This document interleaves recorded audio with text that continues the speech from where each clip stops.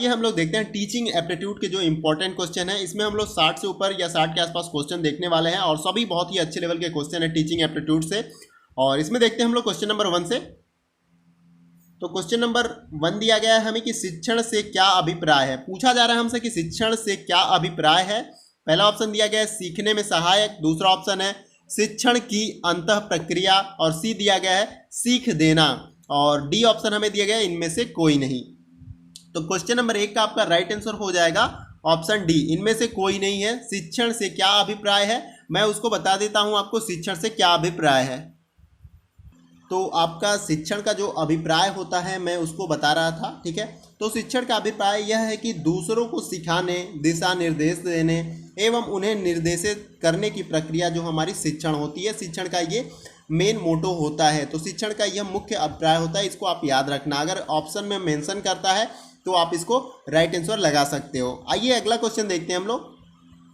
अगला क्वेश्चन हमारा है क्वेश्चन नंबर 2, उसको भी देखते हैं। तो इसमें बोला जा रहा है कि शिक्षा एक त्रिमुखी प्रक्रिया है।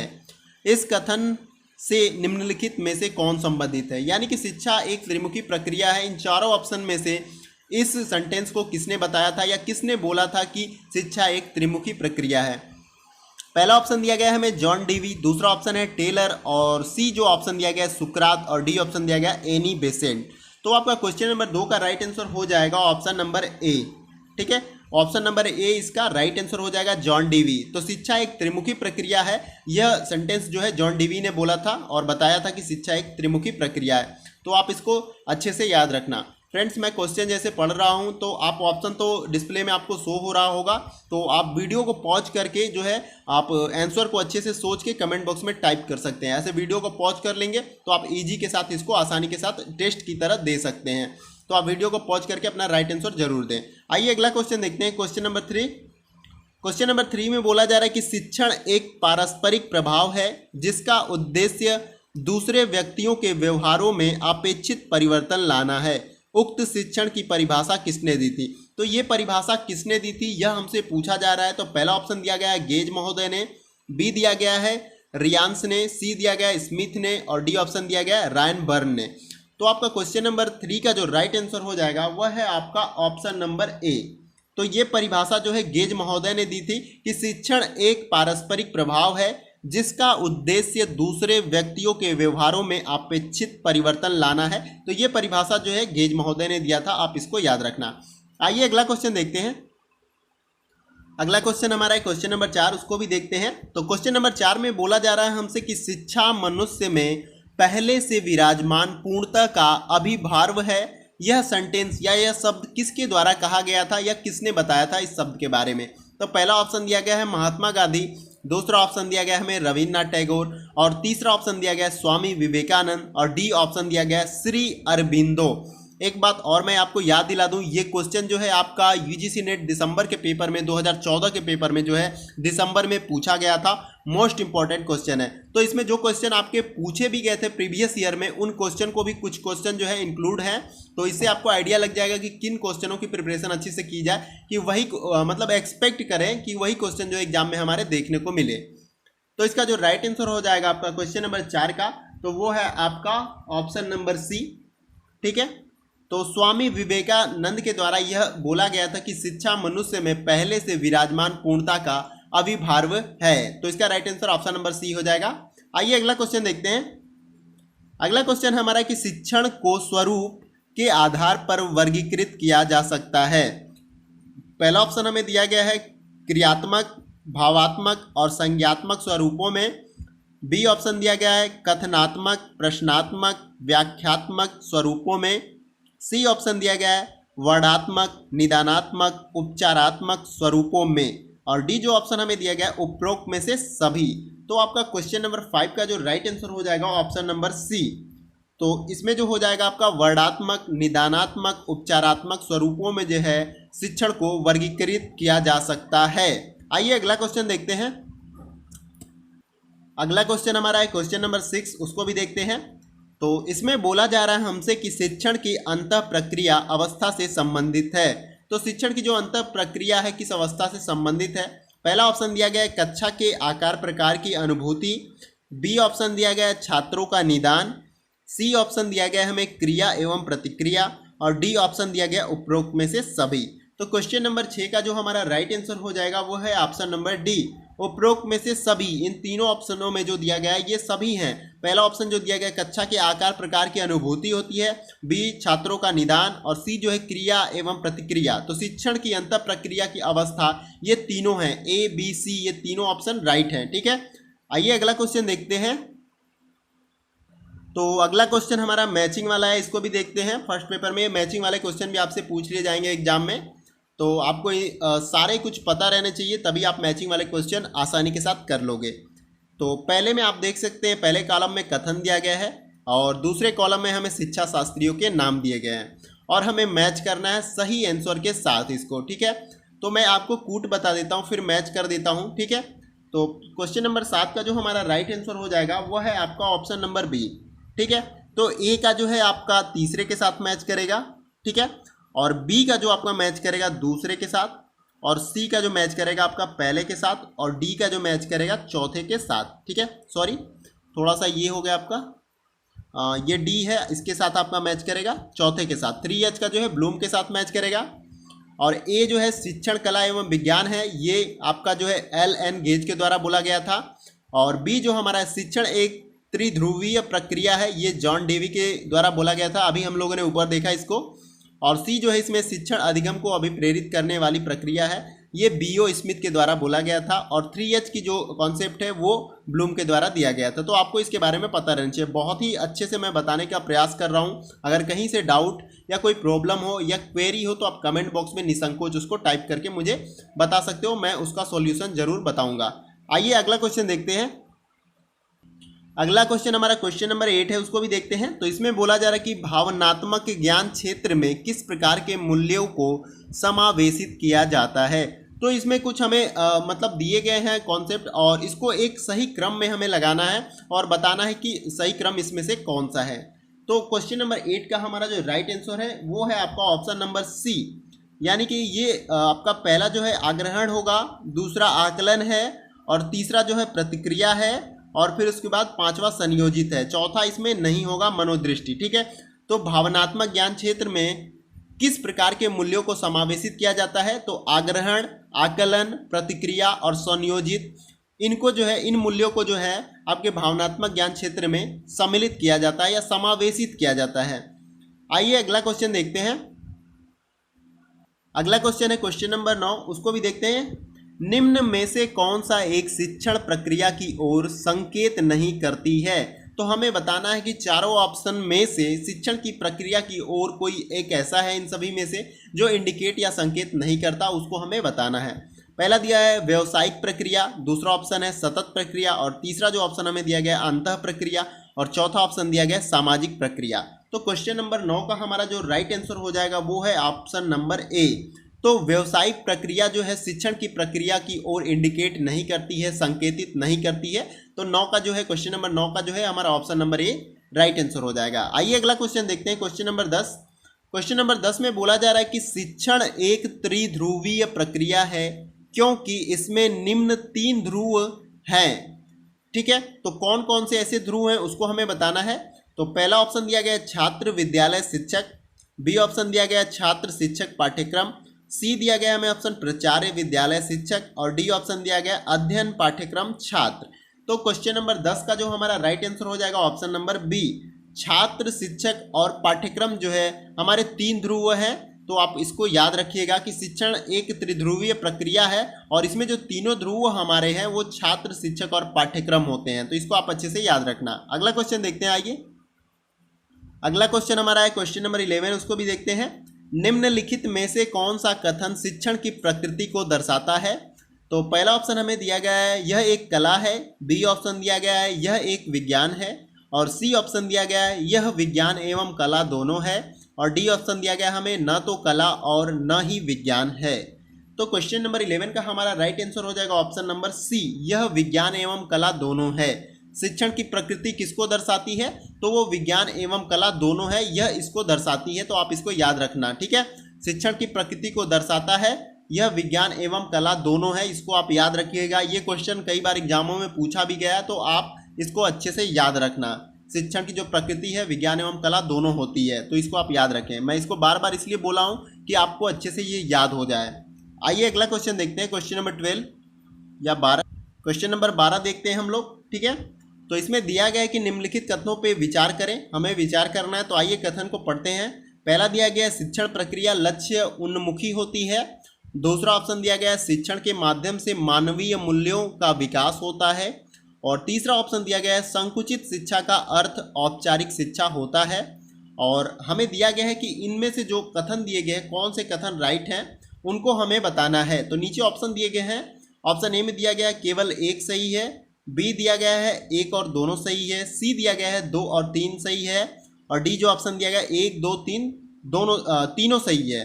तो क्वेश्चन नंबर 12 का यानी 12 का हमारा right answer option number D हो जाएगा। 1 2 और 3 दोनों सही है। शिक्षण प्रक्रिया लक्ष्य उन्मुखी होती है। और दूसरा जो दिया गया है शिक्षण के माध्यम से मानवीय मूल्यों का विकास होता है, ये भी सही है। और तीसरा जो है संकुचित शिक्षा का अर्थ औपचारिक शिक्षा होता है, ये भी राइट है। तो इसलिए तीनों इसका सही हो जाएगा। तो option number D question number 12 या 12 का सही हो जाएगा। आइए अगला क्वेश्चन देखते हैं। अगला क्वेश्चन हमारा क्वेश्चन नंबर 30, इसको भी देखते हैं। तो इसमें बोला जा रहा हमसे कि दूसरों को सिखाने, दिशा निर्देश देने एवं उन्हें निर्देशित करने की प्रक्रिया ही शिक्षण है। उपरोक्त कथन किस महान विद्वान से संबंध है? मतलब ये कथन किस महान विद्वान के द्वारा दिया गया था कि दूसरों को सिखाने, दिशा निर्देश देने एवं उन्हें निर्देशित करने की प्रक्रिया ही शिक्षण है। तो किन के द्वारा यह कथन बोला गया था? तो पहला ऑप्शन ये दिया गया है हमें रियांस के द्वारा, बी ऑप्शन दिया गया है गेज के द्वारा, और सी ऑप्शन दिया गया है पीओ स्मिथ के द्वारा, और डी दिया गया ऑप्शन हमें टेलर महोदय के द्वारा। तो क्वेश्चन नंबर 13 का जो हमारा राइट आंसर हो जाएगा ऑप्शन नंबर ए, रियांस के द्वारा यह कहा गया था। यह कथन किसके द्वारा दिया गया था? रियांस से। रियांस से यह संबंधित था, आप इसको याद रखना। आइए अगला क्वेश्चन देखते हैं, क्वेश्चन नंबर 14 या 14। शिक्षण की प्रकृति विद्यार्थियों के किन किन पक्षों को अभिप्रेरित करती है? तो पहला ऑप्शन दिया गया है हमें संज्ञानात्मक, बी ऑप्शन दिया गया है भावनात्मक, और सी ऑप्शन दिया गया है क्रियात्मक, और डी ऑप्शन दिया गया है ये सभी। तो क्वेश्चन नंबर 14 का जो हमारा राइट आंसर हो जाएगा ऑप्शन नंबर डी। तो ये तीनों सही है हमारा, संज्ञात्मक, भावात्मक और क्रियात्मक। शिक्षण की जो प्रकृति है विद्यार्थियों के संज्ञात्मक, भावात्मक और क्रियात्मक पक्षों को जो है अभिप्रेरित करती है। तो इसको आप याद रखना। बहुत ही अच्छे से मैं कराने की कोशिश कर रहा हूँ सारे क्वेश्चन, ताकि आपको अच्छे से याद हो जाए। एक बार में याद नहीं होता, 2 बार वीडियो को देखें, क्वेश्चन को नोट भी कर सकते हैं आप, वन लाइनर टाइप में बना सकते हैं। तो थोड़ा सा मेहनत करेंगे साथ साथ में, तो आपका आई होप इस दिसंबर में आपका नेट जेआरएफ दोनों क्लियर हो जाएगा। आइए अगला क्वेश्चन देखते हैं। अगला क्वेश्चन हमारा है क्वेश्चन नंबर 15, उसको भी देखते हैं। तो 15 में दिया गया है कि शिक्षण की प्रकृति कैसी होती है। तो हमें बताना है शिक्षण की प्रकृति कैसी होती है। पहला ऑप्शन दिया गया है उद्देश्यपूर्ण, बी ऑप्शन दिया गया है उपचारात्मक, सी ऑप्शन दिया गया है विकासात्मक, और डी ऑप्शन दिया गया है उपरोक्त में से सभी। तो क्वेश्चन नंबर 15 का हमारा राइट आंसर हो जाएगा ऑप्शन नंबर डी। तो शिक्षण की जो हमारी प्रकृति होती है वो उद्देश्यपूर्ण भी होती है, उपचारात्मक भी होती है और विकासात्मक होती है। तो इस प्रकार से ये सभी सही हो जाएंगे, तो हमारा ऑप्शन नंबर डी राइट हो जाएगा। आइए अगला क्वेश्चन देखते हैं, क्वेश्चन नंबर 16। क्वेश्चन नंबर 16 या 16 में हमसे बोला जा रहा है कि निम्नलिखित में से कौन सा कथन सही नहीं है, हमें ये बताना है। चारों ऑप्शन में से एक गलत है, उसे हमें रीड करना है और बताना है। पहला ऑप्शन दिया गया है शिक्षण की प्रकृति सकारात्मक होती है, बी ऑप्शन दिया गया है शिक्षण की प्रकृति कला एवं विज्ञान दोनों रूपों में होती है, और सी ऑप्शन दिया गया है शिक्षण भाषीय प्रक्रिया न होकर केवल उपचारात्मक प्रक्रिया है, और डी जो ऑप्शन दिया गया है शिक्षण निर्देशन में अन्वेषण, मूल्यांकन, मानक आदि शामिल होते हैं। तो क्वेश्चन नंबर 16 का हमारा राइट आंसर हो जाएगा ऑप्शन नंबर सी। तो ऑप्शन सी जो है इसमें गलत है, और हमें गलत कथन ही फाइंड आउट करना था। तो शिक्षण भाषीय प्रक्रिया न होकर केवल उपचारात्मक प्रक्रिया है, ये पूरी तरह से गलत है। ठीक है, ये दोनों होता है, शिक्षण भाषीय प्रक्रिया होती है और उपचारात्मक प्रक्रिया भी होती है, बट इसमें बोला जा रहा है कि शिक्षण भाषीय प्रक्रिया न होकर, गलत है, इसलिए ये ऑप्शन सी हमारा गलत हो जाएगा। बाकी जो ए बी डी ऑप्शन है ये पूरी तरह से सही है। ए में दिया गया शिक्षण की प्रकृति सकारात्मक होती है। आप जानते हैं कि शिक्षण की प्रकृति सकारात्मक होती है। ठीक है, अगर आप पूरी तरह से टीचिंग एप्टीट्यूड को पढ़ लिए कंप्लीट किए तो। और बी जो हमारा ऑप्शन है दिया गया है, इसमें शिक्षण की प्रकृति कला एवं विज्ञान दोनों रूपों में होती है, अभी हम लोगों ने पहले देखा इसको। और डी जो ऑप्शन है हमारा दिया गया, शिक्षण निर्देशन में अन्वेषण मूल्यांकन मानक आदि शामिल होते हैं। तो शिक्षण निर्देशन में आपके अन्वेषण मूल्यांकन और मानक जो है आदि को शामिल किया जाता है। तो इस प्रकार से हमारा ए बी डी राइट है और सी जो है पूरी तरह से गलत है और गलत ही हमें फाइंड आउट करना था। आई होप आपको समझ में आ गया होगा। आइए अगला क्वेश्चन देखते हैं। अगला क्वेश्चन हमारा है क्वेश्चन नंबर 17 या 17, उसको भी देखते हैं। औपचारिक शिक्षण की महत्वपूर्ण संस्था है। औपचारिक शिक्षण की महत्वपूर्ण संस्था के बारे में हमसे पूछा जा रहा है। पहला ऑप्शन दिया गया है विद्यालय, बी ऑप्शन दिया गया है अखबार और सी ऑप्शन दिया गया है दूरदर्शन और डी ऑप्शन दिया गया है परिवार। तो क्वेश्चन नंबर 17 का या 17 का हमारा राइट आंसर हो जाएगा ऑप्शन नंबर ए विद्यालय। औपचारिक शिक्षण की महत्वपूर्ण संस्था विद्यालय होती है, आप इसको याद रखना। अगला क्वेश्चन देखते हैं क्वेश्चन नंबर 18। क्वेश्चन नंबर 18 में बोला जा रहा है हमसे कि शिक्षक की अभिवृत्ति जिसका उसके शिक्षण पर प्रभाव पड़ता है का संबंध है, किससे संबंध है। और ये क्वेश्चन जो है आपका यूजीसी नेट दिसंबर 2014 यानी 2014 में पूछा गया था दिसंबर के। तो बहुत ही इंपॉर्टेंट क्वेश्चन है, आप इसको अच्छे से देखना। पहला ऑप्शन दिया गया इसमें भावनात्मक क्षेत्र से, बी ऑप्शन दिया गया ज्ञानात्मक क्षेत्र से और सी ऑप्शन दिया गया सहजनात्मक क्षेत्र से और डी ऑप्शन दिया गया मनसा चालक क्षेत्र से। तो आपका क्वेश्चन नंबर 18 या 18 का राइट आंसर जो हो जाएगा ऑप्शन नंबर ए भावात्मक क्षेत्र से। शिक्षक की अभिवृत्ति जिसका उसके शिक्षण पर प्रभाव पड़ता है वो भावात्मक क्षेत्र से संबंधित है। और ये क्वेश्चन मोस्ट इंपॉर्टेंट इसलिए कि ये दिसंबर 2014 में आपका पूछा गया था। आइए अगला क्वेश्चन देखते हैं क्वेश्चन नंबर 19। क्वेश्चन नंबर 19 देखते हैं हम लोग। क्वेश्चन नंबर 19 में दिया गया है हमें कि शिक्षण का मुख्य उद्देश्य क्या होता है, हमें बताना है। और ये भी क्वेश्चन जो है आपका दिसंबर 2014 में पूछा जा चुका है यूजीसी नेट के एग्जाम में। तो पहला ऑप्शन दिया गया है केवल तर्क शक्ति का विकास करना शिक्षण का मुख्य उद्देश्य होता है, या बी ऑप्शन केवल चिंतन का विकास, सी ऑप्शन ए और बी दोनों सही है और डी जो हमें दिया गया सूचना देना। तो क्वेश्चन नंबर 19 या 19 का जो हमारा राइट आंसर है ऑप्शन नंबर सी ए और बी दोनों सही है। शिक्षण का मुख्य उद्देश्य जो है आपका केवल तर्क शक्ति का विकास करना और साथ ही साथ आपके चिंतन शक्ति का भी विकास करना, इसका मुख्य उद्देश्य होता है शिक्षण का। तो ये क्वेश्चन बहुत ही इंपॉर्टेंट है, इसको आप अच्छे से याद कर लेना। अगला क्वेश्चन देखते हैं। अगला क्वेश्चन दिया गया है कि गैगने के अनुसार शिक्षण अधिगम परिस्थितियों में सबसे सरलतम प्रारूप है। पहला ऑप्शन दिया गया हमें संकेत अधिगम, बी ऑप्शन दिया गया अधिनियम अधिगम और सी ऑप्शन दिया गया प्रत्यय अधिगम और डी ऑप्शन दिया गया शैक्षिक अनुदेशन। तो क्वेश्चन नंबर 20 का या 20 का हमारा राइट आंसर जो हो जाएगा वो है आपका ऑप्शन नंबर ए संकेत अधिगम। गैगने के अनुसार शिक्षण अधिगम परिस्थितियों में सबसे सरलतम प्रारूप जो है संकेत अधिगम है, आप इसको अच्छे से याद रखना। आइए अगला क्वेश्चन देखते हैं। अगला जो क्वेश्चन हमारा है क्वेश्चन नंबर 21। रॉबर्ट गैगने के अनुसार अधिगम परिस्थितियों के स्तरीकरण में दोनों छोरों पर रहने वाली अवस्थाएं हैं। पहला ऑप्शन दिया गया इसमें कि उद्दीपन और अनुक्रिया एवं शाब्दिक स्तर संबंध से, या बी ऑप्शन दिया गया उद्दीपन का मतलब अनुक्रिया एवं समस्यात्मक अधिगम से और सी जो दिया गया उद्दीपन अनुक्रिया एवं अधिनियम अधिगम से और डी जो हमें दिया गया उद्दीपन अनुक्रिया एवं बहुभेदीय परिस्थिति से।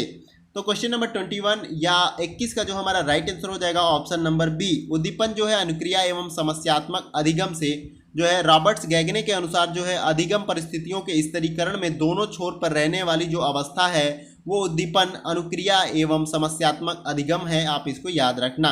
आइए अगला क्वेश्चन देखते हैं क्वेश्चन नंबर 22 या 22। इसमें बोला जा रहा है हमसे कि मूल्य शिक्षा का उद्देश्य निम्नांकित में से किस पर संकेंद्रित कर अच्छी तरह से पूरा किया जा सकता है। यह भी क्वेश्चन जो है आपका जनवरी 2017 में पूछा जा चुका है यूजीसी नेट के एग्जाम में फर्स्ट पेपर वाले में, ठीक है। तो इसमें ऑप्शन दिया गया पहला हमें समाज में व्याप्त सांस्कृतिक प्रथाओं से, बी ऑप्शन दिया गया है किसी सामाजिक समूह द्वारा निर्धारित आचरण के मानकों से और सी ऑप्शन दिया गया है मानवीय मूल्यों के प्रति संवेदना से और डी जो ऑप्शन दिया गया है धार्मिक तथा नैतिक व्यवहार तथा अनुदेशन से।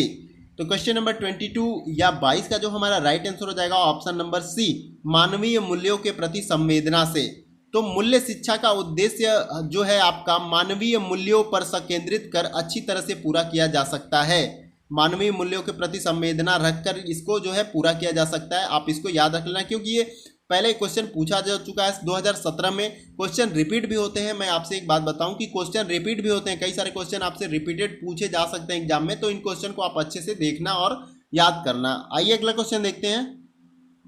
अगला क्वेश्चन हमारा है क्वेश्चन नंबर 23, इसको भी देखते हैं। इसमें दिया गया है कि गैगने की अधिगम परिस्थितियों के स्तरीकरण में जटिल अवस्थाएं हैं। पहला ऑप्शन दिया गया उद्दीपन अनुक्रिया संबंध शाब्दिक स्तर संबंध, बी ऑप्शन दिया गया हमें बहुभेदी परिस्थिति, और सी ऑप्शन दिया गया प्रत्यय अधिनियम एवं समस्यात्मक अधिगम, और डी ऑप्शन दिया गया उपरोक्त में से कोई नहीं। तो क्वेश्चन नंबर 23 या 23 का जो हमारा राइट आंसर हो जाएगा वो है ऑप्शन नंबर सी, प्रत्यय अधिनियम एवं समस्यात्मक अधिगम जो है गैगने की अधिगम परिस्थितियों के स्तरीकरण में जटिल अवस्थाएं हैं। तो ऑप्शन नंबर सी इसका राइट आंसर हो जाएगा क्वेश्चन नंबर 23 का। अगला क्वेश्चन देखते हैं क्वेश्चन नंबर 24 या 24 को। ज्ञान की वृद्धि करने के लिए मानव जाति द्वारा प्रयुक्त नवीनतम रणनीति क्या है? ज्ञान की वृद्धि करने के लिए मानव जाति द्वारा प्रयुक्त सबसे नवीनतम रणनीति क्या है उसको बताना। ये भी क्वेश्चन आपका यूजीसी नेट सितंबर 2016 में पूछा जा चुका है। पहला ऑप्शन दिया गया है कि प्राधिकृत ज्ञान रखने वाले से परामर्श, बी ऑप्शन दिया गया है निगमनात्मक तर्क, सी ऑप्शन दिया गया है वैज्ञानिक चिंतन, और डी ऑप्शन दिया गया है आगमनात्मक तर्क। तो क्वेश्चन नंबर 24 का जो हमारा राइट आंसर हो जाएगा वो है ऑप्शन नंबर सी, वैज्ञानिक चिंतन। ज्ञान की वृद्धि करने के लिए मानव जाति द्वारा प्रयुक्त नवीनतम जो रणनीति है आपका वैज्ञानिक चिंतन, इसका राइट आंसर हो जाएगा। तो आइए अगला क्वेश्चन देखते हैं। अगला क्वेश्चन हमारा है क्वेश्चन नंबर 25 या 25। तो इसमें बोला जा रहा है हमसे कि शिक्षण उद्देश्यों के आधार पर शिक्षण को वर्गीकृत किया जाता है। पहला ऑप्शन दिया गया है कि ज्ञानात्मक, भावात्मक एवं क्रियात्मक शिक्षण में, और बी ऑप्शन दिया गया है दार्शनिक, मनोवैज्ञानिक एवं सांस्कृतिक शिक्षण में, और सी ऑप्शन दिया गया है आध्यात्मिक, भौतिक एवं मानसिक शिक्षण में, और डी ऑप्शन दिया गया उपरोक्त में से सभी। तो क्वेश्चन नंबर 25 का जो हमारा राइट आंसर हो जाएगा वो है ऑप्शन नंबर ए, ज्ञानात्मक, भावात्मक एवं क्रियात्मक शिक्षण में शिक्षण उद्देश्यों के आधार पर शिक्षण को वर्गीकृत किया जाता है। तो ज्ञानात्मक, भावात्मक एवं क्रियात्मक शिक्षण में जो है इन भागों में जो है वर्गीकृत किया जाता है आपके शिक्षण के उद्देश्यों को। ठीक है, तो आप इसको अच्छे से याद रखना। आइए अगला क्वेश्चन देखते हैं। अगला क्वेश्चन हमारा है क्वेश्चन नंबर 26 या 26। इसमें बोला जा रहा है हमसे कि शिक्षण की तत्परता के बाद की अवस्था का वास्तविक रूप में संबंध होता है। I repeated one second, question को मैं रिपीट कर रहा हूँ एक बार और। शिक्षण की तत्परता के बाद ही अवस्था का वास्तविक रूप में संबंध होता है। पहला ऑप्शन दिया है हमें मूल्यांकन से, बी ऑप्शन दिया गया छात्रों की उपलब्धि परीक्षण से, सी ऑप्शन दिया गया उत्तम मूल्यांकन प्रविधियों के चयन से, और डी ऑप्शन दिया गया उपरोक्त में से कोई नहीं। तो क्वेश्चन नंबर 26 का जो हमारा राइट आंसर हो जाएगा ऑप्शन नंबर ए, मूल्यांकन से शिक्षण की तत्परता के बाद की अवस्था का वास्तविक रूप या संबंध होता है, तो वो मूल्यांकन से होता है। तो आप इसको याद रखना। अगला क्वेश्चन देखते हैं क्वेश्चन नंबर 27। इसमें बोला जा रहा है कि सर्वाधिक जटिल वर्गीकरण जो वर्तमान में भी मान्य है वह है। पहला ऑप्शन दिया गया भावात्मक क्षेत्र का, बी ऑप्शन दिया गया ज्ञानात्मक क्षेत्र का, और सी ऑप्शन दिया गया मनोक्रियात्मक क्षेत्र का, और डी ऑप्शन दिया गया इनमें से सभी का। तो क्वेश्चन नंबर 27 का जो हमारा राइट आंसर हो जाएगा ऑप्शन नंबर ए, भावात्मक क्षेत्र का। तो सर्वाधिक जटिल वर्गीकरण जो वर्तमान में भी मान्य है वह आपका भावात्मक क्षेत्र है। ये इसका राइट आंसर हो जाएगा। क्वेश्चन नंबर 27 का right answer option number A. आइए अगला क्वेश्चन देखते हैं। तो हमारा अगला क्वेश्चन है क्वेश्चन नंबर 28। गैगने के अनुसार सीखने के प्रमुख प्रकारों की संख्या बतानी है। ठीक है, तो कितने प्रकार बताए थे उनको उनकी संख्या हमें बतानी है। पहला ऑप्शन दिया गया है 4, दूसरा ऑप्शन दिया गया है 5, और सी ऑप्शन दिया गया है 6, और डी ऑप्शन है 8। तो क्वेश्चन नंबर 28 का जो हमारा राइट आंसर हो जाएगा वो हो जाएगा ऑप्शन नंबर बी, 5। तो गैगने के अनुसार जो सीखने के प्रमुख प्रकारों की संख्या है वो 5 है। ठीक है, आइए अगला क्वेश्चन देखते हैं क्वेश्चन नंबर 29। तो क्वेश्चन नंबर 29 में बोला जा रहा है कि गेज महोदय के अनुसार शिक्षण की मनोवैज्ञानिक शक्तियाँ हैं। पहला ऑप्शन दिया गया है व्यवहार परिवर्तन करने वाली शक्तियाँ, बी ऑप्शन दिया गया अधिगम परिस्थितियाँ संबंधी शक्तियाँ, सी ऑप्शन दिया गया ज्ञानात्मक शक्तियाँ, और डी ऑप्शन दिया गया उपरोक्त में से सभी। तो क्वेश्चन नंबर 29 का जो हमारा राइट आंसर हो जाएगा ऑप्शन नंबर डी, उपरोक्त में से सभी सही है। पहला जो दिया गया हमें व्यवहार परिवर्तन करने वाली शक्तियाँ, बी ऑप्शन दिया गया अधिगम परिस्थितियां संबंधी शक्तियां, और सी ऑप्शन दिया गया ज्ञानात्मक शक्तियां। ये तीनों सही है हमारा। गेज महोदय के अनुसार शिक्षण की मनोवैज्ञानिक जो शक्तियां होती हैं उनमें आपका ऑप्शन ए बी सी दोनों सही आ जाएगा। ठीक है, व्यवहार परिवर्तन करने वाली शक्तियां, मैं फिर से रिपीट कर रहा हूं इसलिए कि आपको अच्छे से याद हो जाए। और बी जो दिया गया अधिगम परिस्थितियां संबंधी शक्तियां, और सी दिया गया ज्ञानात्मक शक्तियां, तो ये सभी सही हैं। आइए अगला क्वेश्चन देखते हैं, क्वेश्चन नंबर 30। क्वेश्चन नंबर 30 को देखते हैं। आइए, इसमें बोला जा रहा है कि शिक्षण अधिगम के मध्य संबंध है। शिक्षण और अधिगम के बीच में मध्य क्या संबंध है वो बताना है हमें। पहला दिया गया ऑप्शन, शिक्षण अधिगम दोनों के योग से प्रभावी शिक्षा का विकास संभव है। बी ऑप्शन दिया गया, शिक्षण सिद्धांतों के विकास में अधिगम सिद्धांतों का अत्यधिक महत्व होता है। सी ऑप्शन दिया गया, शिक्षण स्व उद्देश्य प्रक्रिया है जो अपेक्षित अधिगम तक पहुंचाती है। और डी ऑप्शन दिया गया है हमें उपरोक्त में से सभी। तो क्वेश्चन नंबर 30 का जो हमारा राइट आंसर हो जाएगा वो ऑप्शन नंबर डी, उपरोक्त में से सभी सही है। शिक्षण अधिगम के मध्य जो संबंध है आपका ए से भी सही है, बी से भी रिलेट करता है और सी से। मैं फिर से रिपीट करके आपको आंसर बता देता हूं। शिक्षण अधिगम दोनों के योग में प्रभावी शिक्षा का विकास संभव होता है। शिक्षण और अधिगम दोनों के द्वारा जो होता है प्रभावी शिक्षा का विकास होता है। ये ऑप्शन ए भी सही है। बी जो हमें दिया गया, शिक्षण सिद्धांतों के विकास में अधिगम सिद्धांतों का अत्यधिक महत्व होता है, ये भी राइट है। और सी जो हमें दिया गया, शिक्षण स्वोद्देश्य प्रक्रिया है जो अपेक्षित अधिगम तक पहुंचाती है, और ये हमारा तीनों सही है। तो क्वेश्चन नंबर 30 का जो है ऑप्शन नंबर डी सही हो जाएगा, उपरोक्त में से सभी सही है। आइए अगला क्वेश्चन देखते हैं, क्वेश्चन नंबर 31। अगला क्वेश्चन हमारा है क्वेश्चन नंबर 31, इसको देखते हैं। ये अभिकथन और तर्क वाले क्वेश्चन दिए गए हैं। तो अभिकथन ए को देखते हैं हम लोग, समस्त शिक्षण का उद्देश्य अधिगम को सुनिश्चित करना होना चाहिए। और जो तर्क हमें दिया गया है कि समस्त अधिगम शिक्षण का परिणाम होता है। ये क्वेश्चन बहुत ही इंपॉर्टेंट है क्योंकि यूजीसी नेट जुलाई 2018 के एग्जाम में ये क्वेश्चन आपका पूछा जा चुका है। पहला ऑप्शन दिया गया ए सही है लेकिन आर गलत है। बी ऑप्शन दिया गया ए गलत है लेकिन आर सही है। सी ऑप्शन दिया गया ए एवं आर दोनों सही है और आर ए की सही व्याख्या करता है। डी ऑप्शन दिया गया ए एवं आर दोनों सही हैं परंतु आर ए की सही व्याख्या नहीं करता है। तो आपको बताना है कि ए और आर के बीच में किस प्रकार से रिलेशन है और क्या दोनों सही हैं या गलत, तो इसके बारे में। और ऐसे क्वेश्चन सॉल्व करने के लिए आपको आपके कॉन्सेप्ट जितने भी हैं, जैसे टीचिंग एप्टीट्यूड से अगर क्वेश्चन ऐसे पूछे जाते हैं तो टीचिंग एप्टीट्यूड से आपके इससे रिलेट करके जितने भी कॉन्सेप्ट है वो आपके क्लियर होने चाहिए, तभी आप इन क्वेश्चन को अच्छे से अटेम्प्ट कर पाओगे और हल कर पाओगे। ठीक है, तो मैं इसका राइट आंसर बता देता हूं। आपका क्वेश्चन नंबर 31 का जो हमारा राइट आंसर है ऑप्शन नंबर ए सही है। ए सही है लेकिन आर गलत है। ए हमारा पूरी तरह से सही है और आर जो है यानी कि तर्क पूरी तरह से गलत है। समस्त शिक्षण का उद्देश्य अधिगम को सुनिश्चित करना होना चाहिए, ये अभिकथन जो हमारा पूरी तरह से सही है, लेकिन तर्क जो आर हमें दिया गया है वो पूरी तरह से गलत है। समस्त अधिगम शिक्षण का परिणाम होता है, ये पूरी तरह से गलत होता है।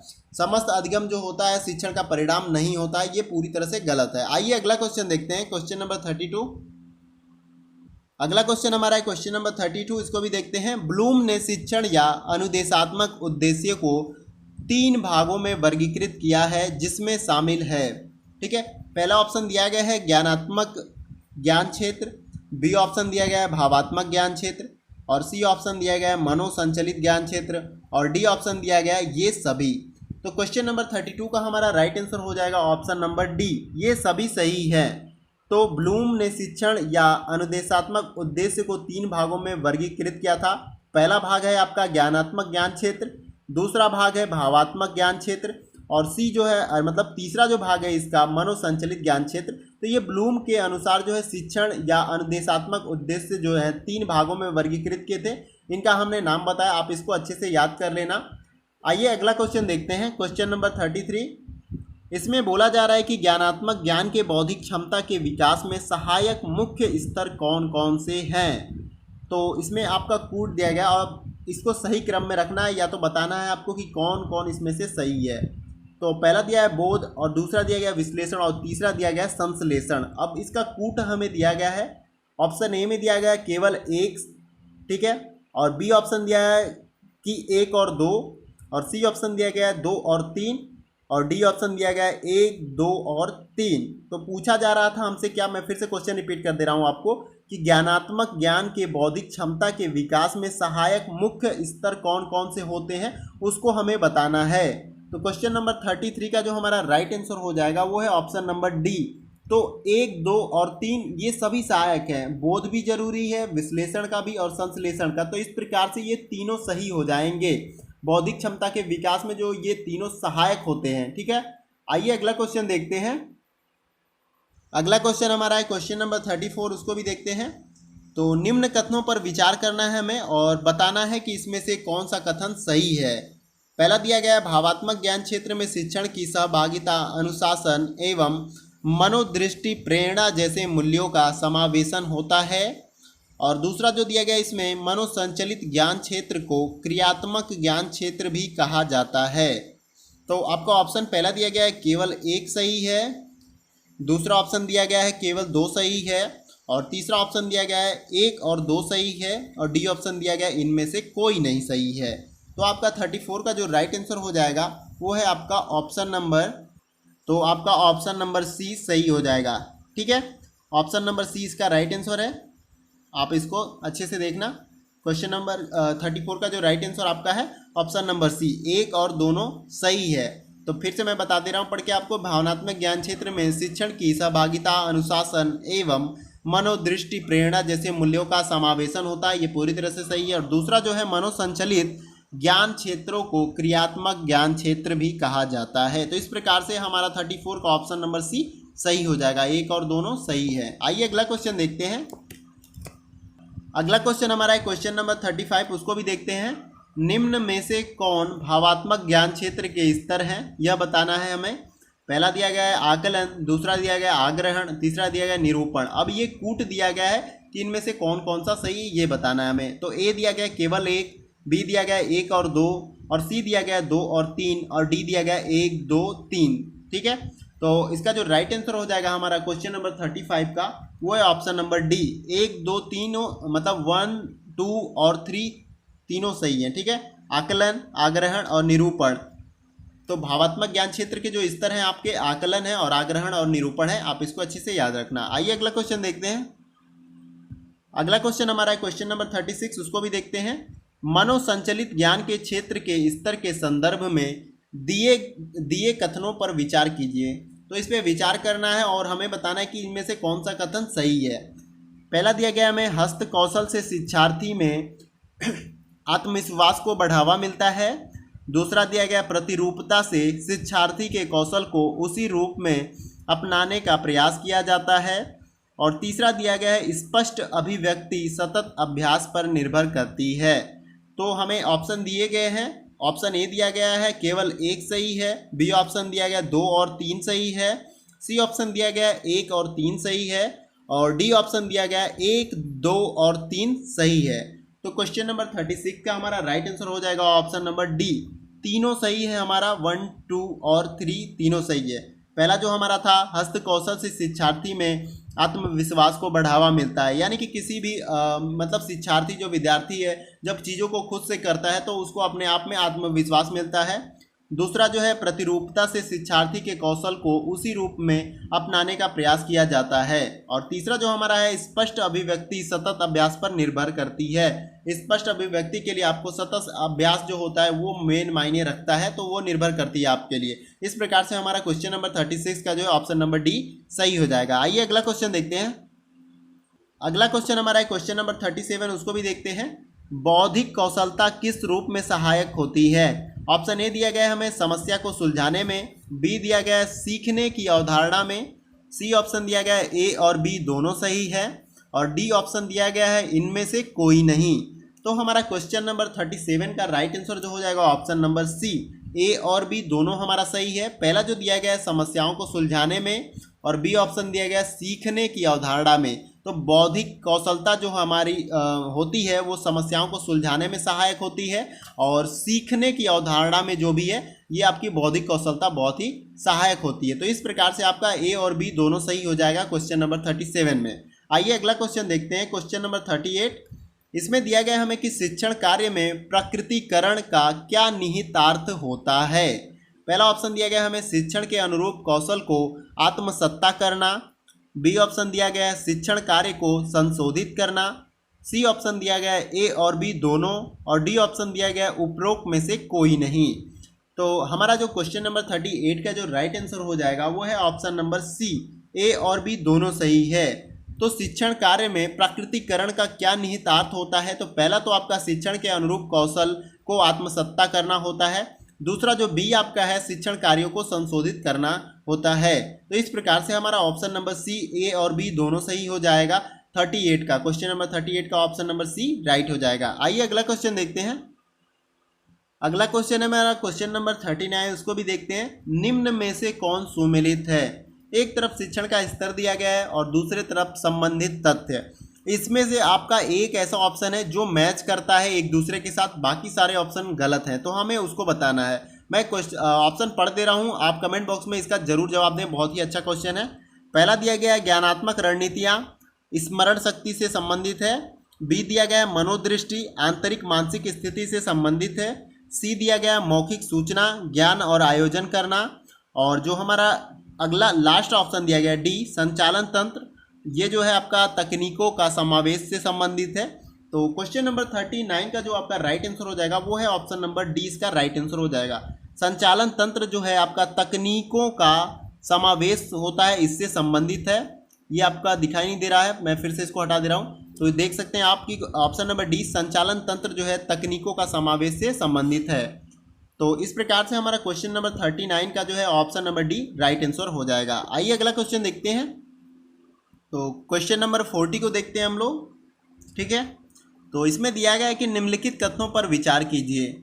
पहला तो दिया गया है हमें कि स्मृति स्तर पर कक्षा का वातावरण निष्क्रिय नहीं होता है, दूसरा जो हमें दिया गया है बोध स्तर पर कक्षा का वातावरण आलोचनात्मक होता है, और हमें बताना है कि इनमें से कौन सा कथन सही है।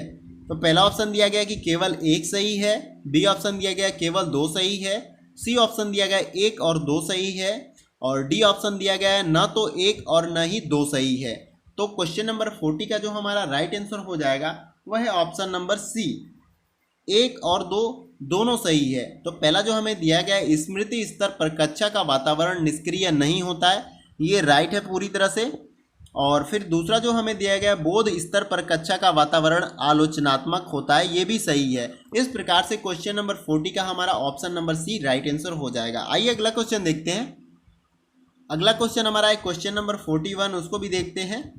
निम्नलिखित कथनों पर विचार करना है इसमें भी। और पहला दिया गया है हमें बोध स्तर पर मैं फिर से पढ़ देता हूँ। बोध स्तर पर पाठ्य वस्तु व्याख्यात्मक होता है, दूसरा दिया गया है चिंतन स्तर पर पाठ्य वस्तु तथ्यात्मक होता है। इसमें भी बताना कि कौन सा कथन सही है। पहला ऑप्शन दिया गया है केवल एक, बी ऑप्शन दिया गया केवल दो, और सी ऑप्शन दिया गया है एक और दो, और डी ऑप्शन दिया गया है न तो एक और न ही दो। तो क्वेश्चन नंबर हमारा 41 का जो राइट आंसर हो जाएगा वो है ऑप्शन नंबर ए, केवल एक सही है इसमें से और दूसरा जो है पूरी तरह से रॉन्ग है। तो पहला जो हमें दिया गया है कि बोध स्तर पर पाठ्य वस्तु व्याख्यात्मक होता है, बोध स्तर पर जो हमारा पाठ्य वस्तु होता है वो व्याख्यात्मक होता है। दूसरा जो हमें दिया गया है चिंतन स्तर पर पाठ्य वस्तु जो होती है तथ्यात्मक नहीं होती है। जो चिंतन स्तर से जो पाठ्य वस्तु तैयार की जाती है वो तथ्यात्मक नहीं होती है। इस प्रकार से आपका जो है दूसरा गलत हो जाएगा और पहला सही हो जाएगा। तो इस प्रकार से हमारा क्वेश्चन नंबर 41 का जो है option number A right answer हो जाएगा। आइए अगला क्वेश्चन देखते हैं। अगला क्वेश्चन हमारा है क्वेश्चन नंबर 42, उसको भी देखते हैं। इसमें कथन दिया गया है और कारण, ठीक है। तो हमें बताना है कथन और कारण के बारे में, क्या कथन कारण को एक्सप्लेन कर रहा है। नीचे चार ऑप्शन हमें दिए गए होंगे, कुछ मतलब कथन सत्य है या दोनों मतलब कथन और कारण दोनों सत्य है या एक दूसरे को एक्सप्लेन कर रहे हैं। इस प्रकार से आपको जो है ऑप्शन में मेंशन किया गया है और हमें बताना है उसको। तो कथन पहले पढ़ते हैं हम लोग। बोध स्तर का प्रतिमान मॉरिसन द्वारा विकसित किया गया है, और कारण दिया गया है हमें कि बोध स्तर पर निबंधात्मक तथा वस्तुनिष्ठ दोनों प्रकार की प्रणाली का अनुसरण किया जाता है। पहला ऑप्शन या पहला हमें कूट जो दिया गया है ए और आर दोनों सत्य है, बी ऑप्शन दिया गया है ए और आर दोनों असत्य है, सी दिया गया है ए सत्य है परंतु आर असत्य है, और डी जो दिया गया है ए असत्य है परंतु आर सत्य है। तो क्वेश्चन नंबर 42 का हमारा जो राइट आंसर हो जाएगा वो है ऑप्शन नंबर ए और आर दोनों सही है, बौद्ध स्तर का प्रतिमान मॉरिसन द्वारा विकसित किया गया था, ये पूरी तरह से ट्रू है, सही है। कारण जो दिया गया है हमें, बौद्ध स्तर पर निबंधात्मक तथा वस्तुनिष्ठ दोनों प्रकार की प्रणालियों का अनुसरण किया जाता है, ये भी सही है। इस प्रकार से कथन और कारण दोनों सही है हमारा। तो क्वेश्चन नंबर 42 का राइट आंसर हमारा ऑप्शन नंबर ए हो जाएगा। आइए अगला क्वेश्चन देखते हैं। अगला क्वेश्चन हमारा है क्वेश्चन नंबर 43, उसको भी देखते हैं। स्मृति स्तर के शिक्षण को अधिक बेहतर बनाने के लिए निम्नलिखित सुझाव दिए जा सकते हैं। तो पहला सुझाव जो हमें दिया गया, पाठ्य वस्तु को क्रमबद्ध तरीके से प्रस्तुत किया जाए। दूसरा जो दिया गया है, अभ्यास के लिए ज़्यादा समय दिया जाए। और तीसरा दिया गया है, थकान के समय शिक्षण न किया जाए। तो हमें बताना है इनमें से कथन मतलब कौन सा सही है कथन। पहला ऑप्शन दिया गया है केवल एक सही है, बी ऑप्शन दिया गया है केवल दो सही है, सी ऑप्शन दिया गया एक और दो सही है, और डी ऑप्शन दिया गया ये सभी सही हैं। तो क्वेश्चन नंबर 43 का हमारा जो राइट आंसर हो जाएगा ऑप्शन नंबर डी, ये तीनों सही हैं। पहला तो दिया गया हमें पाठ्य वस्तु को क्रमबद्ध तरीके से प्रस्तुत किया जाए, तो ये बहुत ही अच्छा बेहतर सुझाव है, तो ये भी सही है। और दूसरा जो है कि अभ्यास के लिए ज़्यादा समय दिया जाना चाहिए। और तीसरा जो है कि थकान के समय शिक्षण न किया जाए। थकान के समय अगर आप शिक्षण करते हो तो आपको कुछ भी चीज़ें याद नहीं होंगी, इसलिए थकान के समय शिक्षण नहीं किया जाए। इस प्रकार से हमारा क्वेश्चन नंबर 43 का जो है ऑप्शन नंबर डी पूरी तरह से सही हो जाएगा। अगला क्वेश्चन देखते हैं। आइए अगला क्वेश्चन हमारा है क्वेश्चन नंबर 44, इसमें भी कथन कारण दिया गया है। और आइए कथन को पहले पढ़ते हैं हम लोग। स्मृति स्तर के शिक्षण का अपना मूल्य है, अपना क्षेत्र होता है। कारण दिया गया है, स्मृति स्तर के ज्ञान पाए बिना बोध एवं चिंतन स्तर ठीक से कार्य नहीं कर सकते। तो हमारा कोड दिया गया है, उसको भी देखते हैं। ऑप्शन ए में दिया गया है ए और आर दोनों सही हैं तथा आर ए की सही व्याख्या है। और बी जो हमें दिया गया है ए और आर दोनों सही हैं परंतु आर ए की सही व्याख्या नहीं है। सी ऑप्शन दिया गया हमें ए सही है किंतु आर गलत है। और डी ऑप्शन दिया गया ए गलत है किंतु आर सही है। तो क्वेश्चन नंबर 44 का जो हमारा राइट आंसर हो जाएगा वो है ऑप्शन नंबर ए और आर दोनों सही है तथा आर ए की सही व्याख्या है। यानी कि कथन जो हमें दिया गया स्मृति स्तर के शिक्षण का अपना मूल्य है और अपना क्षेत्र होता है, ये पूरी तरह से सही है। और कारण जो आर दिया गया है, स्मृति स्तर के ज्ञान पाए बिना बोध एवं चिंतन स्तर ठीक से कार्य नहीं कर सकते, ये भी पूरी तरह से ट्रूथ है। आपने अगर पहले शुरू में पढ़ा होगा कि स्मृति स्तर के ज्ञान के बिना जो है आप बोध या चिंतन स्तर के ज्ञान को नहीं ग्रहण कर सकते या वो सही से कार्य नहीं करेगा आपके लिए, ठीक है। तो ये भी सही पूरी तरह से हो जाएगा। इस प्रकार से जो है आर जो है आपका कारण आर जो है कथन ए का पूरी तरह से एक्सप्लेनेशन या व्याख्या करता है। तो क्वेश्चन नंबर 44 का हमारा option number A right answer हो जाएगा। आइए अगला क्वेश्चन देखते हैं। अगला क्वेश्चन हमारा है क्वेश्चन नंबर 45, उसको भी देखते हैं। कथन और कारण वाला है। जैसा कि आप देख रहे हैं ऊपर हमारे ऑप्शन मेंशन किए गए हैं, तो पहले कथन को पढ़ते हैं हम लोग। कथन ए दिया गया है कि स्मृति स्तर के शिक्षण में पाठ्य वस्तु को सरलता से कंठस्थ कर लेने पर जोर दिया जाता है। कारण आर दिया गया है, कंठस्थ करने से छात्रों में अवबोध का विकास नहीं होता है। अवबोध यानी कि अंडरस्टैंडिंग का जो है विकास नहीं होता है। तो 45 का जो हमारा राइट आंसर हो जाएगा वो है option number A. Option A इसका राइट आंसर हो जाएगा। ऑप्शन ए में जो आपका दिया गया कि ए और आर दोनों सही है तथा आर ए की सही व्याख्या है। यानी कि कथन जो हमारा दिया गया स्मृति स्तर के शिक्षण में पाठ्य वस्तु को सरलता से कंठस्थ कर लेने पर जोर दिया जाता है, ये सही है। और कारण जो हमें आर दिया गया है, कंठस्थ करने से छात्रों में अवबोध यानी अंडरस्टैंडिंग का विकास नहीं होता है, ये भी सही है। तो कारण आर जो है कथन ए को पूरी तरह से एक्सप्लेन कर रहा है। आइए अगला क्वेश्चन देखते हैं, क्वेश्चन नंबर 46। तो इस प्रकार से मैंने क्वेश्चन नंबर 45 का नहीं बताया, क्वेश्चन नंबर 45 का जो है option number A right answer हो जाएगा। आइए अगला क्वेश्चन देखते हैं, क्वेश्चन नंबर 46। तो क्वेश्चन नंबर 46 को देखते हैं। इसमें भी ये भी कथन और कारण वाला है। तो कथन को पहले पढ़ते हैं। स्मृति स्तर के शिक्षण में विचारहीनता नहीं पाई जाती है। कारण आर दिया गया है, स्मृति स्तर पर पाठ्य वस्तु को सरलता से कंठस्थ करने पर बल दिया जाता है। तो 46 का हमारा राइट जो आंसर हो जाएगा ऑप्शन नंबर डी इसका राइट आंसर हो जाएगा, ठीक है डी। तो ए गलत है किंतु आर सही है। ए जो हमारा कथन दिया गया वो पूरी तरह से गलत है। स्मृति स्तर के शिक्षण में विचारहीनता नहीं पाई जाती है, ये पूरी तरह से गलत है। विचारहीनता पाई जाती है, होना चाहिए। अगला दिया गया है कारण जो हमें स्मृति स्तर पर पाठ्य वस्तु को सरलता से कंठस्थ करने पर बल दिया जाता है, अभी ऊपर हमने देखा। तो इसका जो कारण आर है पूरी तरह से सही हो जाएगा और ए जो है पूरी तरह से गलत है। आइए अगला क्वेश्चन देखते हैं। अगला क्वेश्चन हमारा क्वेश्चन नंबर 47। तो इसमें बोला जा रहा है हमसे कि स्मृति स्तर के शिक्षण का उद्देश्य नहीं है। तो इसमें से हमें बताना चारों ऑप्शन में से कि स्मृति स्तर के शिक्षण का उद्देश्य कौन सा नहीं है। पहला ऑप्शन दिया गया मानसिक पक्षों का प्रशिक्षण, बी ऑप्शन दिया गया तथ्यों का ज्ञान प्रदान करना, सी ऑप्शन दिया गया सीखे हुए तथ्यों को याद रखना, डी ऑप्शन दिया गया प्रस्तुतिकरण। तो क्वेश्चन नंबर 47 का हमारा राइट आंसर हो जाएगा ऑप्शन नंबर डी। स्मृति स्तर के शिक्षण के जो उद्देश्य इन सभी में से नहीं था वो प्रस्तुतिकरण जो हमारा हो जाएगा। तो इसमें से जो गलत हमारा है ऑप्शन नंबर डी, बाकी सब सही है। मानसिक पक्षों का प्रशिक्षण और तथ्यों का ज्ञान प्रदान करना, सीखे हुए तथ्यों को याद रखना जो है स्मृति स्तर के शिक्षण का उद्देश्य होता है। और हमें यह बताना था कि उद्देश्य कौन सा नहीं है, तो प्रस्तुतिकरण नहीं होगा। इस प्रकार से हमारा क्वेश्चन नंबर 47 का option number D right answer हो जाएगा। आइए अगला क्वेश्चन देखते हैं। अगला क्वेश्चन हमारा है क्वेश्चन नंबर 48, इसको भी देखते हैं। इसमें दिया गया है कि हर्बर्ट द्वारा दिए गए पंचपदीय प्रणाली निम्नलिखित सोपानों को पुनर्व्यवस्थित कीजिए। तो इसमें हमारे जो हर्बर्ट द्वारा दिए गए पंचपदीय प्रणाली थे उसको दिया गया और उसको पुनर्व्यवस्थित यानी कि सही क्रम में लगाना है। तो पहला जो हमें दिया गया है प्रस्तावना व तैयारी तथा उद्देश्य कथन, दूसरा दिया गया है प्रस्तुतिकरण और तीसरा दिया गया है तुलना व संबंध, चौथा दिया गया है हमें निष्कर्ष एवं सामान्यीकरण, पांचवा दिया गया है प्रयोग तथा अभ्यास। तो कूट हमें दिया गया, अब ऑप्शन को देखते हैं कूट को। तो ऑप्शन ए में दिया गया 1, 3, 4, 2 और 5 इस प्रकार से सही है। बी ऑप्शन दिया गया 1, 2, 3, 4, 5 इस क्रम में सही है। सी ऑप्शन दिया गया 2, 1, 3, 5 और 4 इस क्रम में सही है। और डी जो ऑप्शन दिया गया हमें 4, 1, 2, 3 और 5 इस क्रम में सही है। तो इसको क्रम से हमें लगाना है और इसमें 4 ऑप्शन में दिया गया है कि इस ऑर्डर में ये आपका पंचपदी प्रणाली होगा, लेकिन हमें राइट आंसर बताना है। तो क्वेश्चन नंबर 48 का जो हमारा राइट आंसर हो जाएगा ऑप्शन नंबर बी।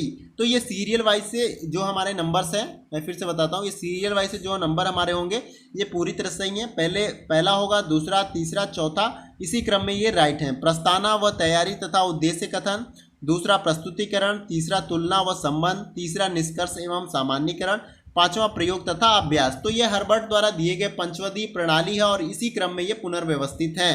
तो इस प्रकार से क्वेश्चन नंबर 48 का जो है हमारा option number B right answer हो जाएगा। आइए अगला क्वेश्चन देखते हैं। अगला क्वेश्चन हमारा क्वेश्चन नंबर 49, उसको भी देखते हैं। तो 49 में दिया गया कि निम्न में से किस प्रकार के शिक्षण का आधार ज्ञानात्मक है।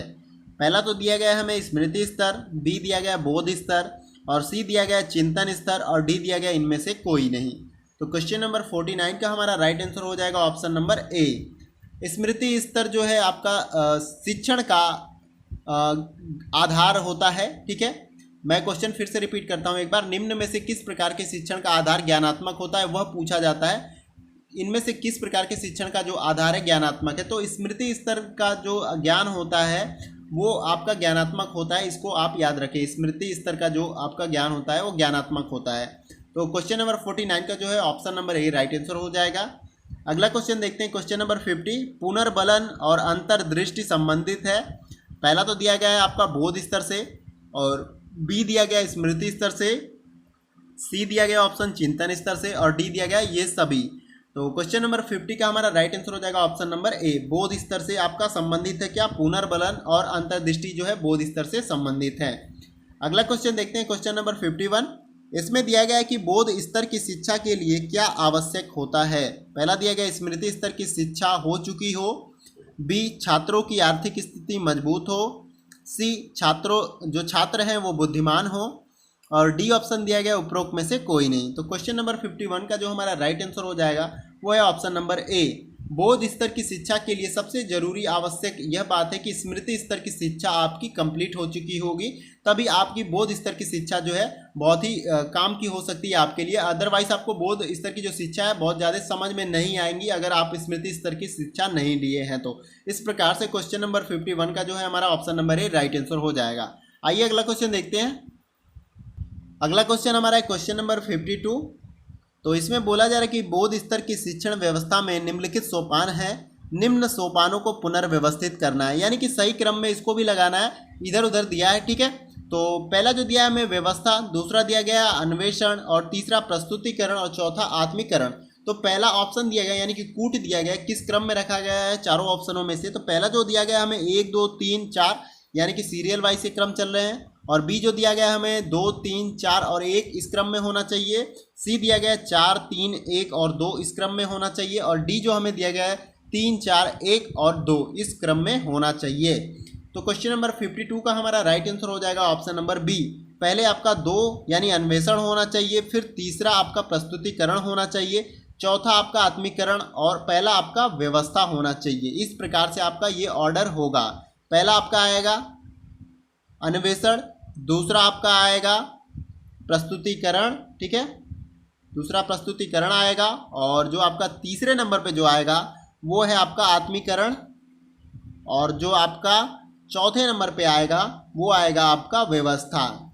ठीक है, इस प्रकार से यह पुनर्व्यवस्थित करना था इस ऑर्डर में। ठीक है, आई होप आपको समझ में आया होगा। क्वेश्चन नंबर 52 का हमारा ऑप्शन नंबर बी जो है राइट आंसर हो जाएगा। आइए अगला क्वेश्चन देखते हैं। अगला क्वेश्चन हमारा है क्वेश्चन नंबर 53, उसको भी देखते हैं। इसमें बोला जा रहा है कि मॉरिस एस विगी ने बोध का प्रयोग निम्नलिखित पक्षों को स्पष्ट करने के लिए किया है। पहला जो दिया गया इसमें कि विभिन्न में संबंध देखना, दूसरा है तथ्यों को संचालन के रूप में देखना, तीसरा दिया गया है तथ्यों के संबंध और संचालन दोनों को समन्वित करना। तो हमें बताना है कि इनमें से कौन सा कथन सही है। मॉरिस एस विगी के बोध का प्रयोग जो है किसमें मतलब किन पक्षों में स्पष्ट करने के लिए, मतलब किन पक्षों को स्पष्ट करने के लिए किया गया है। तो जैसा कि तीनों हम लोगों ने पढ़ लिया तथ्य को, कथन को, और हमें बताना इनमें से कौन सा सही है। पहला दिया गया ऑप्शन हमें कि केवल एक सही है, दूसरा दिया गया है केवल 2 सही है, सी ऑप्शन दिया गया है हमें कि 1 और 2 सही है, डी ऑप्शन दिया गया है 1, 2, 3 ये तीनों सही है।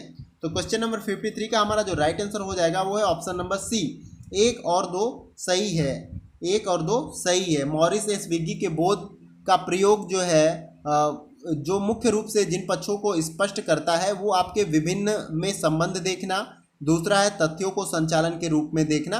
तो इस प्रकार से 1 और 2 राइट हो जाएंगे। तो क्वेश्चन नंबर 53 का हमारा right answer option number C हो जाएगा। आइए अगला क्वेश्चन देखते हैं। अगला हमारा क्वेश्चन है क्वेश्चन नंबर 54, उसको भी देखते हैं। शिक्षण की क्रिया को निम्नलिखित 3 स्तरों पर विभाजित किया जा सकता है, निम्न सोपानों को पुनर्व्यवस्थित करें। तो पहला इसमें दिया गया चिंतन स्तर, दूसरा दिया गया स्मृति स्तर और तीसरा दिया गया बोध स्तर। इसको हम लोग को सही क्रम में लगाना है या सही ऑर्डर में रखना है या पुनर्व्यवस्थित या उसको व्यवस्थित करना है। कूट दिया गया है यानी ऑप्शन ए दिया गया है 1 और 2, 3 इस क्रम में सही होना चाहिए, बी दिया गया 2, 3 और 1 इस क्रम में होना चाहिए, सी दिया गया 1, 3, 2 इस क्रम में होना चाहिए और डी दिया गया है 2, 1 और 3 इस क्रम में होना चाहिए। तो ये क्रम के ऑर्डर दिए गए हैं चारों ऑप्शन में से, इसमें से कौन से ऑर्डर या कौन सा क्रम सही होगा हमारा उसे बताना है। तो क्वेश्चन नंबर 54 का जो हमारा राइट आंसर हो जाएगा ऑप्शन नंबर 20 का राइट आंसर हो जाएगा 2, 3 और 1। यानी कि पहले तो आपका स्मृति स्तर आना चाहिए, फिर तीसरा जो है आपका दूसरे नंबर पे आपका बोध स्तर होता है और फिर आपके तीसरे नंबर पे जो होता है आपका चिंतन स्तर होता है। तो इस प्रकार से आपका क्वेश्चन नंबर 54 का जो है option number B right answer हो जाएगा। आइए अगला क्वेश्चन देखते हैं क्वेश्चन नंबर 55। इसमें बोला जा रहा है कि निम्नलिखित में से किस चिंतक ने चिंतन स्तर के शिक्षण के लिए शिक्षण प्रतिमान दिया है। तो पहला ऑप्शन दिया गया इसमें मॉरिसन, दूसरा ऑप्शन दिया गया हमें हर्बर्ट और तीसरा जो ऑप्शन दिया गया है हंट ने और डी ऑप्शन दिया है इनमें से कोई नहीं। तो क्वेश्चन नंबर 55 का जो हमारा राइट आंसर हो जाएगा वो है ऑप्शन नंबर सी, हंट के द्वारा जो है चिंतक ने जो है कि चिंतन स्तर के शिक्षण के लिए जो है शिक्षण का प्रतिमान दिया था। हंट महोदय ने ही चिंतन स्तर के लिए शिक्षण के लिए जो है चिंतन स्तर के जो शिक्षण होते हैं उसके लिए शिक्षण प्रतिमान दिया था। तो आप इसको अच्छे से याद रखना। इसका जो है क्वेश्चन नंबर 55 का राइट आंसर हमारा हो जाएगा ऑप्शन नंबर सी, हंट। आइए अगला क्वेश्चन देखते हैं। अगला क्वेश्चन हमारा क्वेश्चन नंबर 56, उसको भी देखते हैं। इसमें दिया गया है कि चिंतन स्तर के शिक्षण हेतु हंट का शिक्षण प्रतिमान के सामाजिक प्रणाली के अंतर्गत नहीं आता है। पहला ऑप्शन दिया गया छात्र क्रियाशील तथा स्वयं प्रेरित होते हैं, बी दिया गया छात्रों के सामाजिकीकरण का दृढ़ आधार है, सी ऑप्शन दिया गया है सहयोग, सामाजिक संवेदनशीलता तथा सहानुभूति का वातावरण रहता है, डी दिया गया है निबंधात्मक मूल्यांकन अधिक उपयोगी है। तो क्वेश्चन नंबर 56 का जो हमारा राइट आंसर हो जाएगा वह है आपका ऑप्शन नंबर डी, निबंधात्मक मूल्यांकन अधिक उपयोगी है। चिंतन स्तर के शिक्षण हेतु हंट का शिक्षण प्रतिमान के सामाजिक प्रणाली के अंतर्गत जो नहीं आता है इन चारों ऑप्शन में से वो है आपका ऑप्शन नंबर डी, निबंधात्मक मूल्यांकन अधिक उपयोगी है ये जो है आपका ऑप्शन नंबर डी जो है शामिल नहीं किया जाता हंट के शिक्षण प्रतिमान के सामाजिक प्रणाली के अंतर्गत। और इनमें से जो तीनों ऑप्शन है आपके ए बी सी, ये तीनों को इसके अंतर्गत शामिल किया जाता है, ये तीनों सही हैं। आइए अगला क्वेश्चन देखते हैं, क्वेश्चन नंबर 57। तो अगला क्वेश्चन हमारा है क्वेश्चन नंबर 57, उसको भी देखते हैं। इसमें दिया गया है कि चिंतन स्तर पर शिक्षण के लिए निम्नलिखित सुझाव दिया जा सकता है। तो पहला सुझाव जो इसमें दिया गया, प्रत्येक संबंधित सोपान का अनुसरण किया जाए। दूसरा दिया गया, विद्यार्थियों का आकांक्षा स्तर ऊंचा हो। और तीसरा जो ऑप्शन दिया गया, छात्रों में सहानुभूति, प्रेम तथा संवेदनशीलता होनी चाहिए। तो इसमें दिया गया है कि कौन सा कथन सही होना चाहिए। तो ऑप्शन ए में दिया गया केवल एक सही है, दूसरा ऑप्शन दिया गया हमें केवल दो सही है, और सी ऑप्शन दिया गया एक और दो सही है, और डी ऑप्शन दिया गया ये सभी सही हैं। तो क्वेश्चन नंबर 57 का जो हमारा राइट आंसर हो जाएगा ऑप्शन नंबर डी, ये तीनों सही है हमारे। पहला जो प्रत्येक संबंधित सोपान का अनुसरण किया जाए, ये भी सही है। दूसरा जो दिया गया, विद्यार्थियों का आकांक्षा स्तर ऊंचा हो, ये भी सही है। और तीसरा है कि छात्रों में सहानुभूति, प्रेम तथा संवेदनशीलता होनी चाहिए। चिंतन स्तर पर शिक्षण के लिए जो है ये तीनों सुझाव बहुत ही अच्छे हैं। तो इस प्रकार से जो है हमारे क्वेश्चन नंबर 57 का जो है ऑप्शन नंबर डी जो ऑप्शन है सही हो जाएगा, ये सभी सही हैं। आइए अगला क्वेश्चन देखते हैं, क्वेश्चन नंबर 58। क्वेश्चन नंबर 58 देखते हैं हम लोग। इसमें दिया गया है कि पूर्ण विचारवान स्वतंत्र निम्नलिखित में से किस प्रकार के शिक्षण की प्रकृति है। पहला ऑप्शन दिया गया स्मृति स्तर, बी ऑप्शन दिया गया बोध स्तर, सी ऑप्शन दिया गया चिंतन स्तर, और डी दिया गया उपरोक्त में से कोई नहीं। तो क्वेश्चन नंबर 58 का जो हमारा राइट आंसर हो जाएगा आपका ऑप्शन नंबर सी, इसका राइट आंसर हो जाएगा क्वेश्चन नंबर 58 का। तो पूर्ण विचारवान स्वतंत्र जो है आपका चिंतन स्तर से जो है पूरी तरह से संबंधित है, ठीक है। तो पूर्ण विचारवान, मैं क्वेश्चन को फिर से रिपीट करता हूँ, पूर्ण विचारवान स्वतंत्र निम्नलिखित में से किस प्रकार के शिक्षण की प्रकृति है। तो ये चिंतन स्तर की जो शिक्षण है ये इसकी प्रकृति है। पूर्ण विचारवान जो है आपके चिंतन स्तर की शिक्षण की प्रकृति है, आप इसको अच्छे से समझना।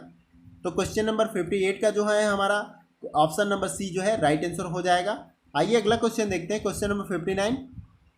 तो क्वेश्चन नंबर 59 हमारा है कि शिक्षण के किस स्तर पर शिक्षकों को योग्य, अनुभवी, विषय व क्रिया विशेषज्ञ और प्रभावशाली होना चाहिए। तो इसमें पहला दिया गया है कि स्मृति स्तर, दूसरा दिया गया चिंतन स्तर, और तीसरा दिया गया बोध स्तर। इसको भी हमें व्यवस्थित करना है और या तो बताना है कि कौन सा इसमें से सही है, ठीक है। तो पहला दिया गया है कि केवल पहला सही है, दूसरा दिया गया है केवल दो सही है, सी दिया गया एक और दोनों सही है, डी दिया गया ये सभी सही है। तो आपका क्वेश्चन नंबर 59 का जो राइट आंसर हो जाएगा ऑप्शन नंबर बी, केवल दूसरा सही है, चिंतन स्तर।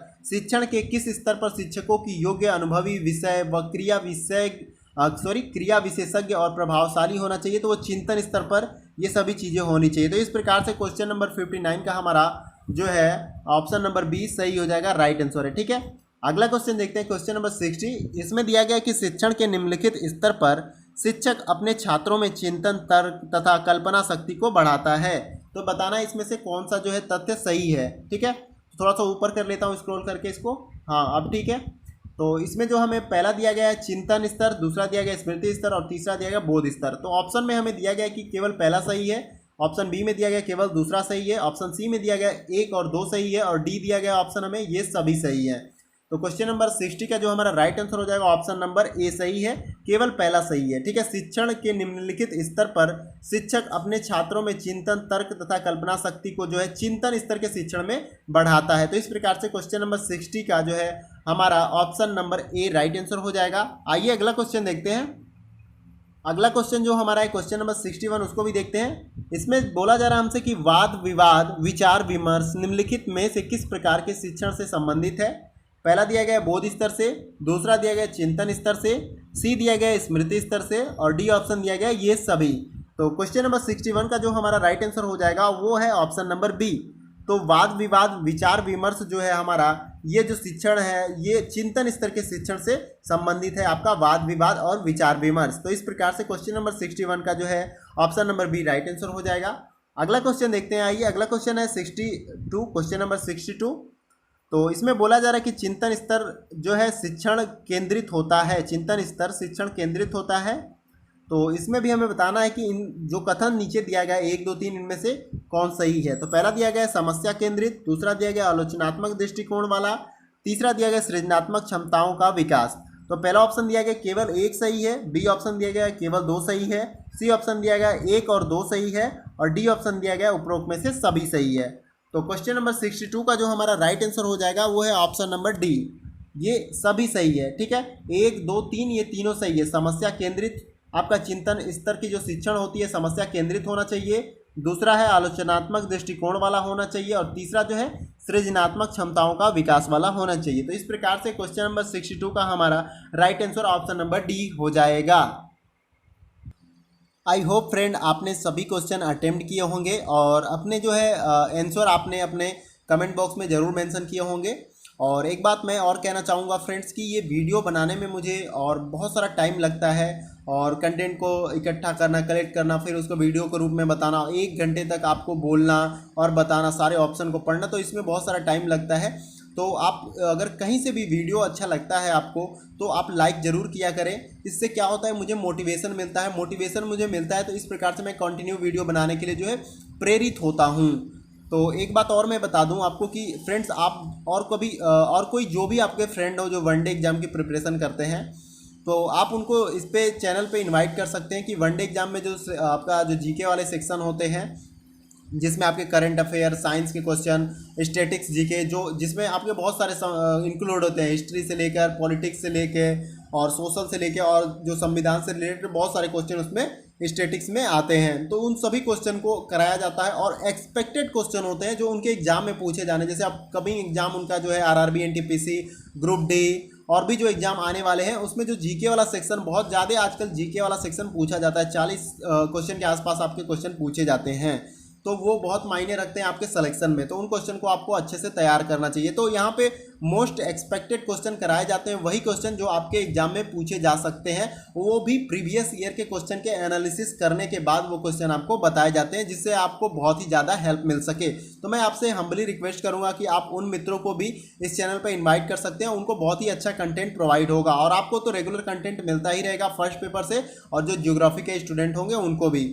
तो आई होप फ्रेंड्स आपको वीडियो अच्छा लगा तो आप जो है वीडियो को लाइक करें, और जो है अगर कहीं से और अच्छा लगा दूसरों की अगर हेल्प करना चाहते हैं तो उन्हें भी शेयर कर सकते हैं, उनकी भी हेल्प हो जाएगी इस वीडियो से। ठीक है, और ये वीडियो आपका फर्स्ट पेपर का कंटिन्यू चलेगा, इसमें 200 से ऊपर हम लोग क्वेश्चन सॉल्व करेंगे, और टीचिंग एप्टीट्यूड के जो क्वेश्चन आपसे पूछे जाएंगे एग्जाम में, एक भी क्वेश्चन आपसे मतलब छूटेंगे नहीं, आप सारा क्वेश्चन अटेम्प्ट करके आओगे और सारा क्वेश्चन सही करके आओगे। आप पूरा क्वेश्चन जो ये सीरीज जो चलेगी आपके 200 से ऊपर क्वेश्चन के, आप इसको अच्छे से फॉलो करना। तो आज के वीडियो में बस इतना है फ्रेंड, फिर नेक्स्ट वीडियो में हम लोग इसके अगले पार्ट्स को लेकर आएंगे, और तब तक के लिए जय हिंद, जय भारत, और आप अपना अच्छे से ख्याल रखिएगा।